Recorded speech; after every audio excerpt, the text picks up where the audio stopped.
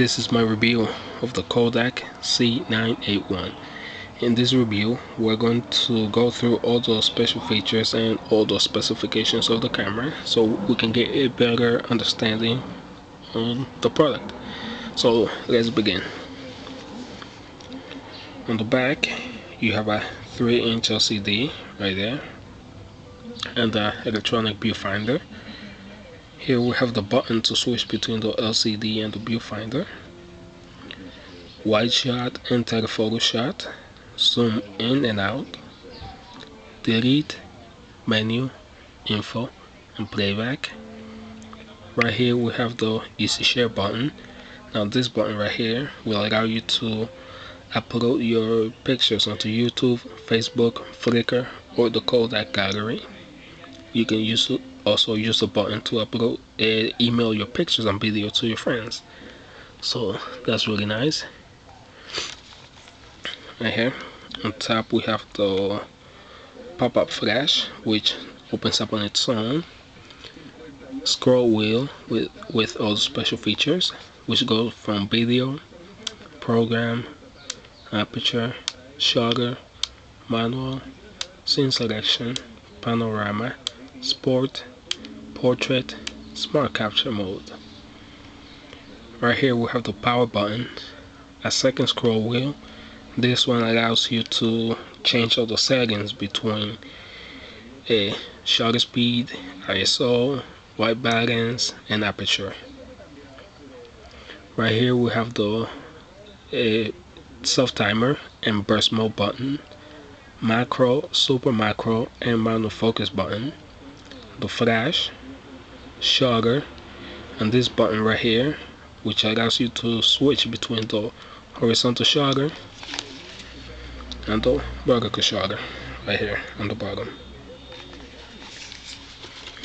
Now the lens of the camera right there is a 26x optical zoom lens with built-in image stabilization, so that's really nice. You don't have to worry about your pictures coming in blurry or shaky, so that's really nice special feature. The lens also has it goes from 26mm all the way to 676mm. Now the camera does has manual focus, but as you can tell, it doesn't have a focus ring like most cameras do. Instead of using a focus ring for the manual focus, you have to use this directional pad on the back of the camera, mainly these two sides right here, to do the manual focus. So that's a little downside, not a big deal. Now let's turn on the camera so that you can see what the lens looks like fully extended. Wait, just give me a second. Sorry about that. And there you go. There's the lens fully extended. Now this camera has a bunch of really nice special features. For example, it has face detection and face recognition. Now face detection will allow the camera to focus on up to 6 faces in a single shot and focus properly on the people's faces so that they come out really sharp and neat. So that's really nice. Now face recognition, what it does is you take a picture of a person and the camera is going to recognize the person's face. Let's say your brother, and every time you take a picture of that person, the camera is going to tag the pictures and save them on a specific folder. So every time you want to look through those photos, you're gonna be able to find them pretty easily. So that's a really nice feature, I think. Now another really nice feature is the burst mode. Now that's really nice. It allows you to take up to 8.2 pictures in a single second, really fast. Let's listen in. There you go. Not pretty sure if you heard that, so let's do it one more time just to make sure. There you go. So it's lightning fast. Okay, some cameras do do have it slightly faster than this one by 8.2 frames per second at that speed, can't complain. You can capture almost any action. A person swinging a golf club, a baseball bat, somebody jumping in the air, running. It's gonna come out really nice and sharp. So that's a really nice feature. Another nice feature on the camera is that it shoots in 2 different formats. The camera is capable of shooting on JPEG, which is the basic for digital cameras, and RAW format. Now, RAW format is really nice. It's mostly safe for DSLR cameras. This is not a DSLR camera. This is a bridge. This is a camera which is stuck in between a point and shoot and a DSLR. So the thing about RAW format is that it's uncompressed data. When you take a picture, all the detail, all the information will be there. Nothing will be lost. Now, the only setback is that it's gonna pick up a ton of space on your memory card. A RAW picture is usually 5 or 6 times larger than a JPEG. So if you have like a 1 gig or 2 gig memory card, it's gonna go up pretty fast. So to solve that issue, it's better if you get yourself a 8 gig or 16 gig. If you want to shoot in RAW. I personally prefer to shoot in RAW format just because the resolution is always way higher, and it gives you a lot of control over the picture. You shoot in RAW format, and later on the camera itself, you can go and change the settings of the picture, the white balance and all that. So that's really nice. Also, the camera has a bunch of built-in features like crop. You can crop pictures on the camera itself, so that's really nice. And it has a built-in RAW converter, so if you take pictures in RAW format, you can later on convert those pictures onto JPEG on the camera itself. So that's really nice. The camera also has 2 different types of panorama shot. It has horizontal panorama and vertical, so also really nice thing. The camera is capable of shooting video in HD, so it shoots video at 1280 x 720p at 30 frames per second in widescreen format, 16:9, and 640 x 480 at 30 frames per second regular format, 4:3. Now, the really nice feature is the fact that you're able to use the zoom lens while recording. It's really nice having 26 times optical zoom lens on a camera. It's almost like having a camcorder. Now, the only setback is that when you're using the zoom, the camera's mic picks up the sound, so you're gonna be able to hear it in the background as you're zooming in and out. But it's not really a big deal.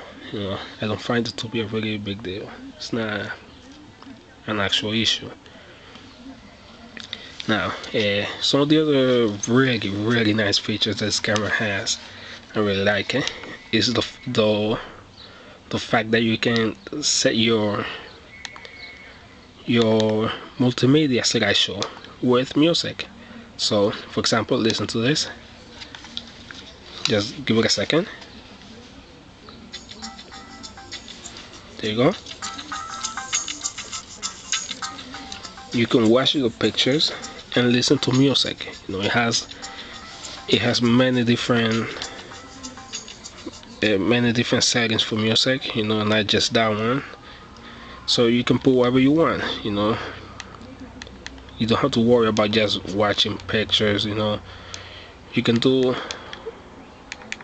watch your pictures and enjoy it with sound. So that's really nice. Let's check a different sound on it.